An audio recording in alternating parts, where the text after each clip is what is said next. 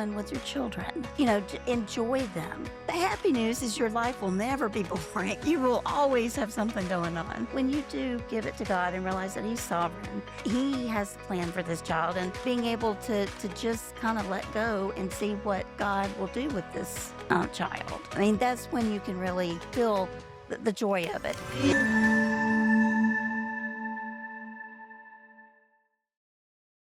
Welcome back to the Zan Tyler podcast, Thriving in Your Homeschool.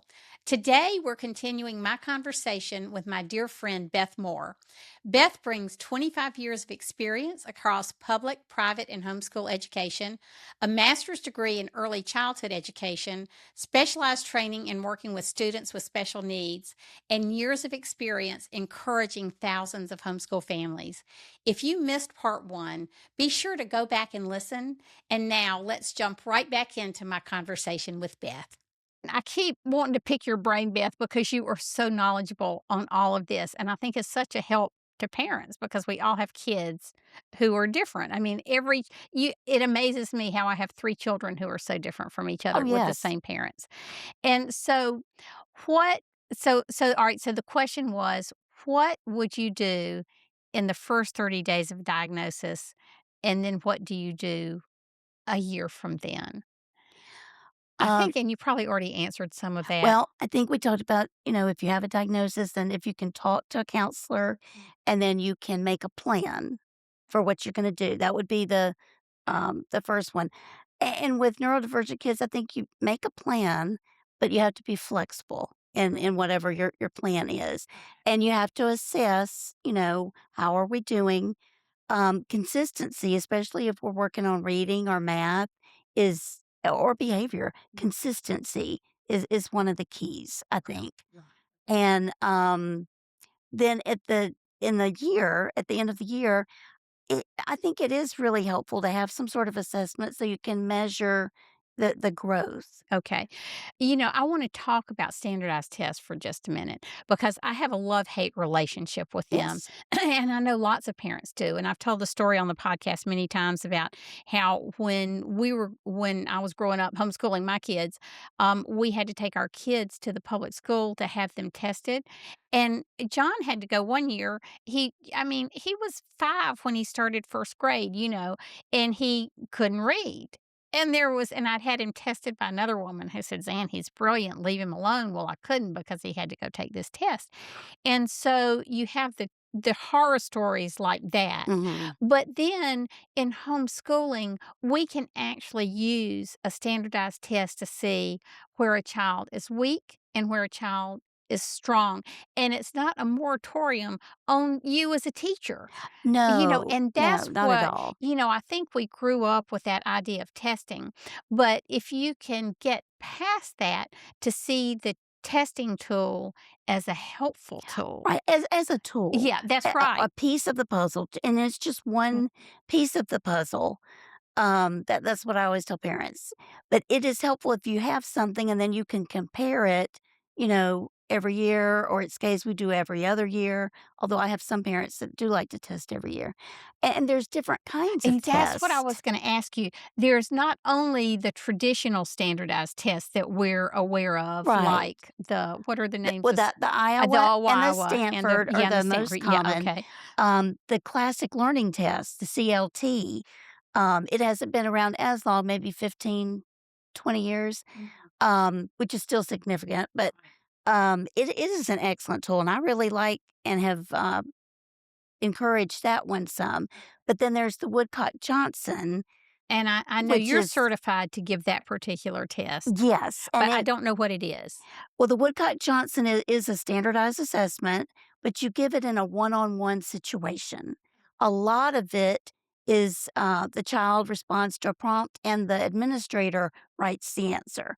There are a few parts where they write, but there's only, and it's mostly untimed. There's, like, maybe 3 timed sections, and for kids who are struggling, it it, just is an opportunity to be tested in a less, anxiety inducing introducing Right. atmosphere, Okay. you know? So I want to stop here just to say this. If you need help with standardized testing, BJU Press Homeschool, who is the sponsor of the Zan Tyler podcast, also has a testing program where, as a homeschooler, you can test your kids using the Iowa Test of Basic Mhm. Skills. And we'll put the information you need for that in the show notes.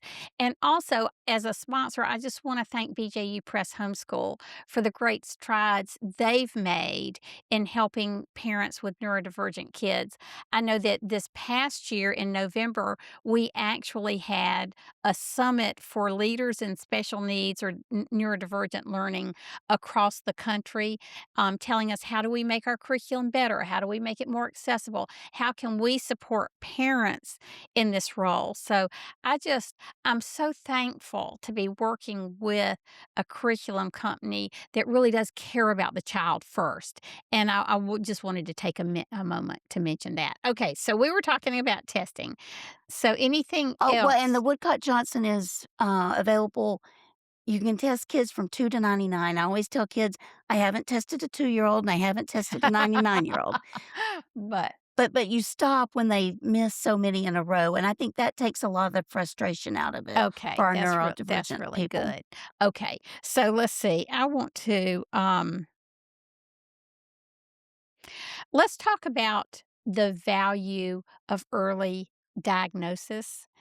And I want to tell you this story I heard because it has lived inside of me. Mhm. I was speaking at a Capitol Day in Iowa, and there was a mom named Annie, and she said, Zan, I want to tell you my story, and I want you to tell my story. So I have really told Annie's story. A part of her story is her daughter, who was 9 or 10 when they started homeschooling. The kids grew up in the church. They went to a school district that they totally tested, and from the beginning, she kept telling her teachers, her daughter's teacher every year, I think she might be dyslexic. And they'd say, oh, no, no, she's young, she'll grow out of it. And so in the fourth grade, when she started homeschooling, she realized, and it was because of COVID, well, I'm in charge now. I'm going to take her to an educational diagnostician. And so she did. And the person she had taken him to said, she is very dyslexic, and it certainly would have helped if you had brought her in here years ago. And so she said, God, Joe always says, my husband always says, the best time to plant an oak tree was 20 years ago. The second best day is today. And God is the God of redemption. Yes. And so sometimes you find out information you feel like is too late, Mhm. but in God's time, it's just right. It is. So, but tell us, for those parents who are just beginning this journey, maybe with a neurodivergent child, tell us the good parts of early diagnosis, the Well, the benefits. earlier that you can have the good part about early diagnosis is early intervention, Okay. because diagnosis with no intervention still leaves a gap. Yeah, okay. So you wanna have some kind of, intervention, either, depending on what it is, an educational therapist, Oh, a yeah, special okay, so tutor. explain what intervention is, because it sounds like it's very dramatic. Right, no, we're not talking about a meeting where we all gather Okay. around and tell the kid what's wrong. So not that Not that kind of kind of intervention, intervention. okay. No, we're talking about, m seeing what the need is and coming in and meeting that need right where it is, right then, with the things that will attack it and help, not totally resolve it, but make it where the child is able to access, education, because we wanna make everything accessible. Okay. So for a struggling reader, it would be working with maybe an Orton Gillingham person or an educational therapist, and they also work with, in many areas, not just dyslexia. They help with math, they help with, um, executive functioning. There are many Okay, areas that I a hear one this term does. a lot, executive functioning. For those of us whose world we don't know all the language, tell us what executive functioning is. Executive functioning would be being able to, there's several different parts of it, but, like, being able to plan, being able to organize. Anybody that has a neurodivergent person, um, most likely would have noticed that organizing, cleaning up their room is an overwhelming task. They can't do it. Planning, if they've been in school, completing a project that had to be completed. This would be somebody that does it at midnight the night Mhm, before. mm. Right. They can't find their books, they can't find their shoes, they can't find their book bag. Okay, I'm feeling very neurodivergent at this point in Well, and time so many times because kids, would do their assignments and you knew they did their homework, but then when they get to school, they don't turn it in because they don't know where it right, is. they really can't find it. That's Right. really true. That's really true. I can remember my dad told me, and I did very well in school. I was really an A student and then a B student in college. But my dad told me when he was 80 or 85, so I was 50. And he said, Zan, now when you get to be my age, people are going to tell you that you are, your mind is slipping or you have Alzheimer's. And I'm here to tell you this is what you say. No, I don't. I've been like this all my life.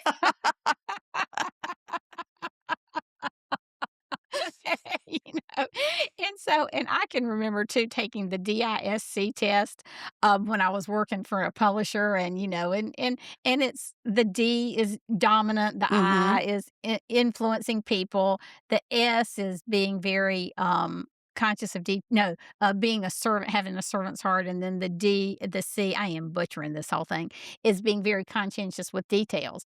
And on my test, I scored like 98 and 99th percentile in D and I and 14 percentile in the C. And my boss looked at me and said, "Could you have lied and made that score a little higher?" I said, "I did."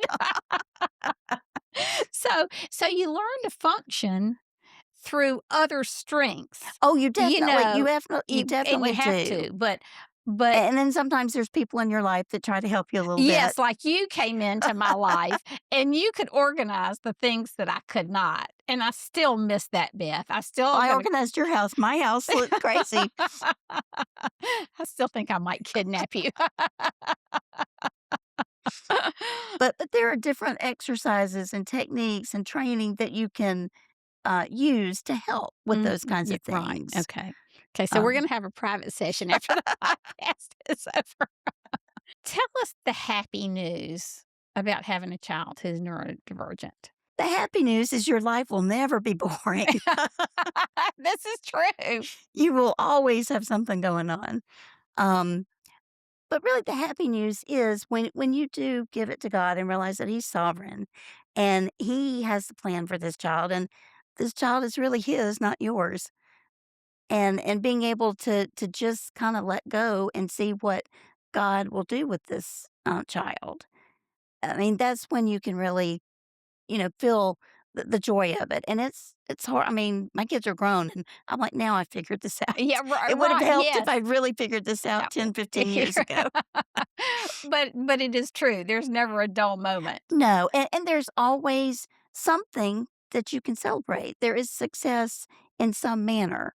Sometimes you might have to look a little harder for it than you do with maybe another child that's not. But, there always is something that they're growing and learning in. Right. It's funny. I've had a couple of brilliant friends, one with a PhD and one who was an MD, saying if the ADHD people of the world could write the standardized testing, Oh, how different it would be. Because it would say things like, instead of can't sit still or, just this whole thing, it was hilarious. It could have been a comedy show. It would have been, what's wrong with you people who sit still at a desk all day long? Zero, zero, zero. why And can't so you attend to 5 things at yes, once? that's right, and so it was real funny, but it is true, Oh, it you is, know? and there are a lot of jobs that really success in the job depends on being able to think and manage a lot of things at one That's right, time. and be a kinesthetic learner, those people Mhm. in the trades, which are really exploding with the advent of AI in many regards, and so there's just a lot of happiness, Oh, there is, and and it's not um like a death sentence, Yeah, if you yeah. get a diagnosis of Yes. something. And like you say, it just helped. I can remember in the 4th grade, my vision evidently had gone from being 20/20 to not being able to read anything on the eye chart, but nobody knew because I kept my A's, and, I never sat in the front row of the desk. I never sat close to the television. I just learned to adapt with my hearing. I mean, I remember this as a child. And so when they took me to the doctor and they gave me the ugliest glasses you've ever seen, because this was before designer glasses, and they were so thick, my brother-in-law used to call me Coke bottle bottoms, which was, terrible for a 4th grade girl. Thanks, Rodney. But and but it was what I needed to keep To keep going. thriving. Yes, yes. And so it is like that. We just, you know, just sometimes you need shoring up in one way and somebody else needs shoring up Up in in another another way. way, and we're all different. The Bible talks about the body of Christ, the hands, the feet, that That's right. we all work together. If we were all the same, then it wouldn't work. Right, that's right. So, okay, I've got a question for you. And this was a question somebody actually sent me. For parents who can't afford or don't want formal testing, what informal ways can they identify whether a struggle is a learning difference, a maturity issue, or just a bad curriculum fit? Well, the first thing would be to, because this was really kind of separates the men from the boys, nonsense words, to see if they have a sound symbol association. One of the parts of an assessment would be, I say something like, "This is a spelling test, but these words are not real, they're made up. But if it was a real word, how would you spell 'wug'? How would you spell 'ut'?" So we're getting that sound symbol, and then oh, they don't have it. Well, you can immediately start to work on that with some strong Okay. phonics.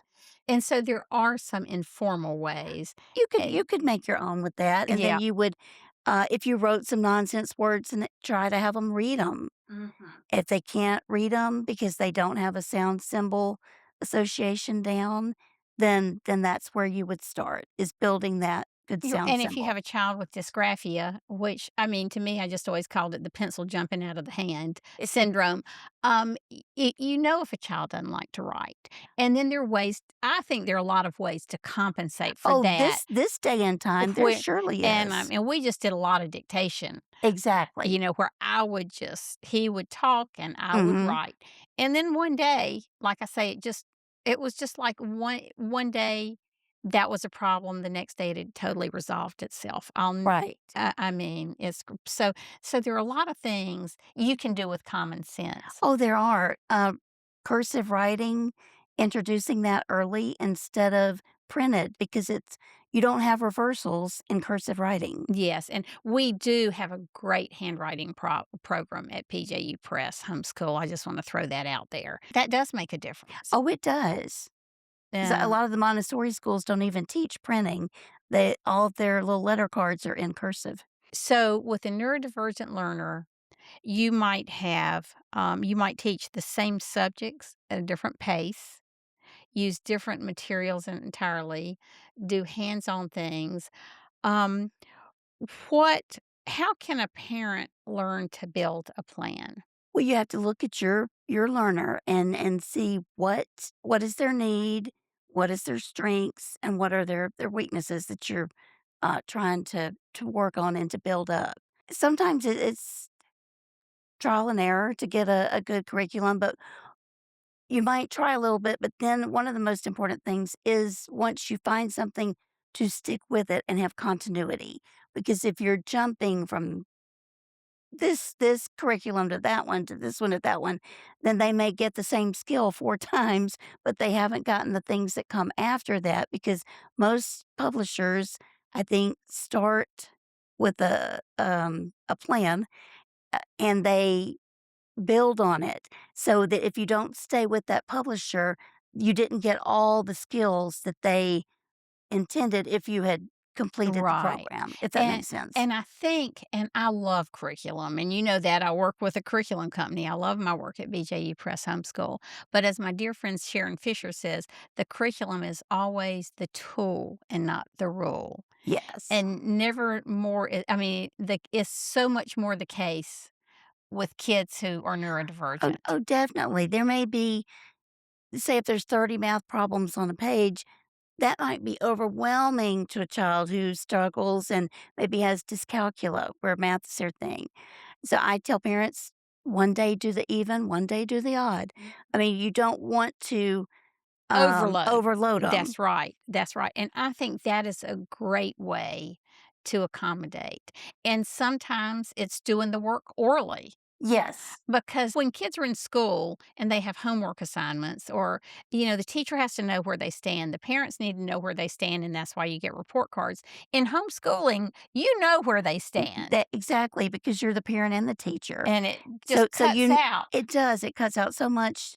I always tell people, think about why you're doing something and try to let common sense be the rule. That's right. And if it doesn't make good sense, or if it, you have a different way that you could do it and it's accomplishing the same skill, then that's good. But it is important. I think I always tell them to find a curriculum that has a good scope and sequence, because Okay. you have to have a plan of some sort. Right.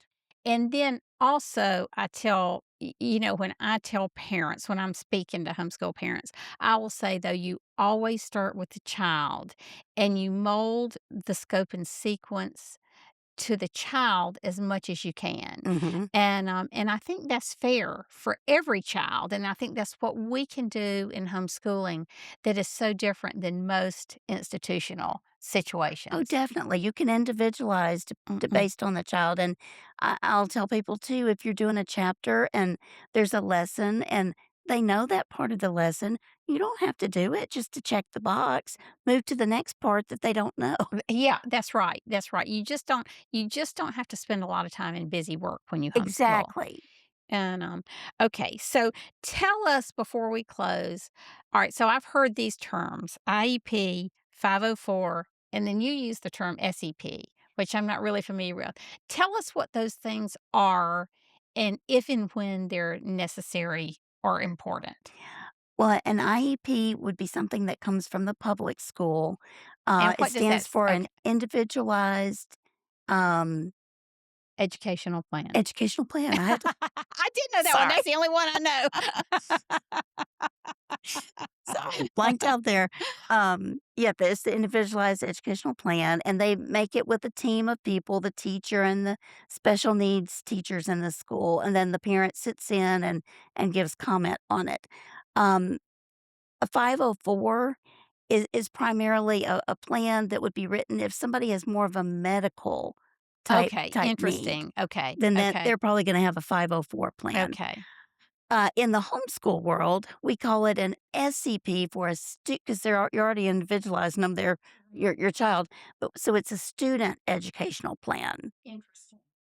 and so that's what we can make. Or, in some instances, if a parent had to do it themselves, they could get some information by research and come up with it. Right. Um, but we look at that, we look at what's going on, with the child, and w it always has the diagnosis on it of what's going on, and then what do we need to do to accommodate that child? How is it impacting his learning? Right, okay, okay, that's good to know.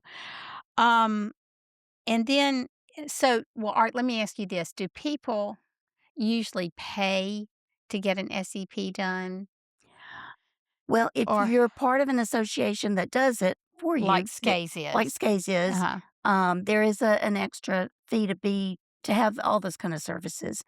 Um, I do think there are some, associations or organizations that might do that for an extra fee. So you could look at that, and then there are even helps if parents are in places where they don't have an association maybe, that would kinda guide them as a template of what they could write themselves. right, and let me just say this quickly, if you, so the SCAES is in South Carolina, we take students from all over the country, and the actually, world. and the world. We have military and missionaries We do. that are around the world. But you can also go to homeschoolfreedom.com, and there'll be a list of state organizations. And one of the things they've started doing is trying to identify where they can find help for children Oh, who are that's great. neurodivergent. And I'll put that information in the show notes in case any of that has changed. And but but help and community are never bad things. And don't be afraid to ask for help. No. Sometimes as a parent of a child who might be a struggling learner for all kinds of reasons, as a mom, you feel a lot of guilt. Like, did I cause this? Is Mhm. this my fault? Would he or she be totally fine in a public school system and I've ruined them?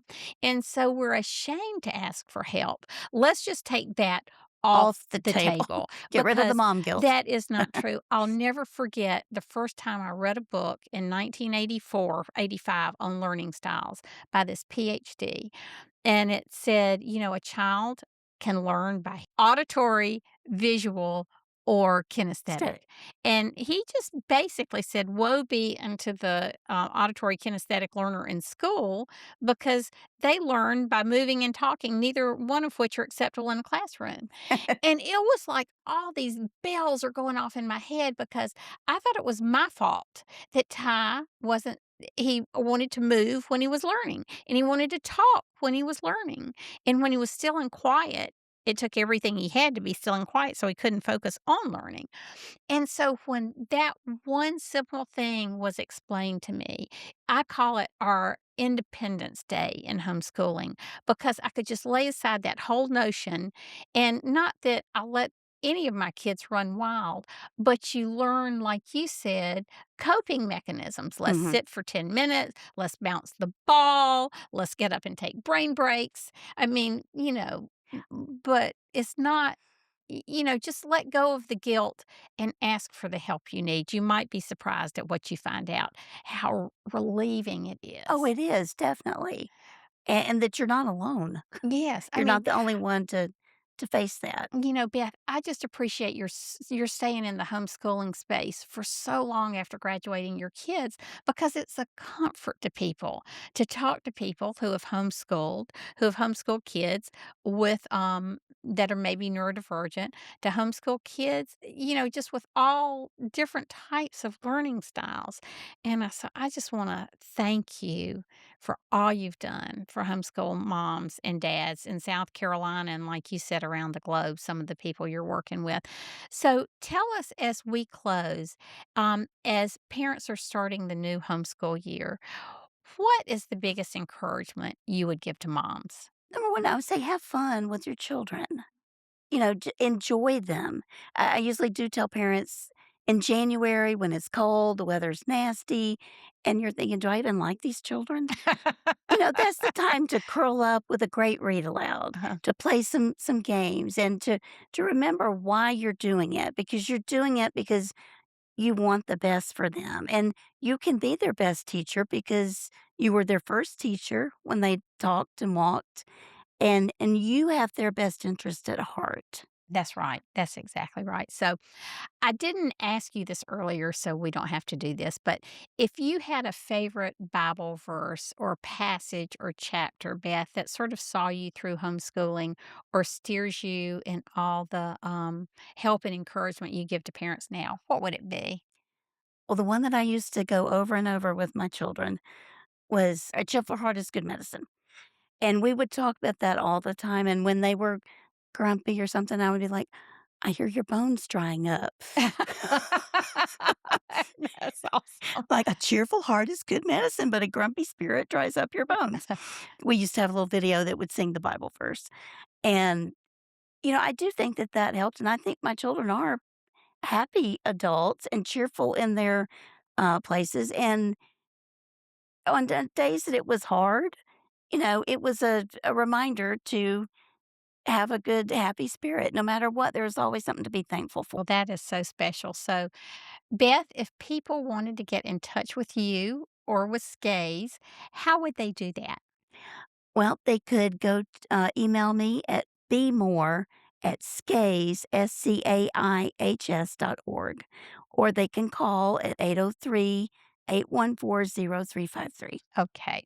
Well, thank you so much for being here with us today.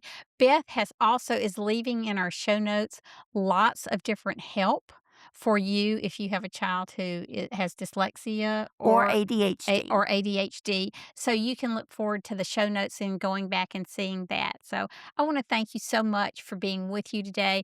I hope this show has been an encouragement to you. It always encourages me to talk to Beth, and it helps me relax. Even after all those years of being away from homeschooling, I still feel that angst of the new school year. And am I doing enough? And am I enough? And are my kids going to succeed? I'm happy to tell you I have three happy, well adjusted adult children. But I do want to thank you for being here today. As always, you can find me at zantyler.com and on social media. And for those show notes, you'll also find that at zantyler.com. Thanks again for being with us today. And may God continue to bless you richly on your homeschooling journey and in this coming school year. Bye.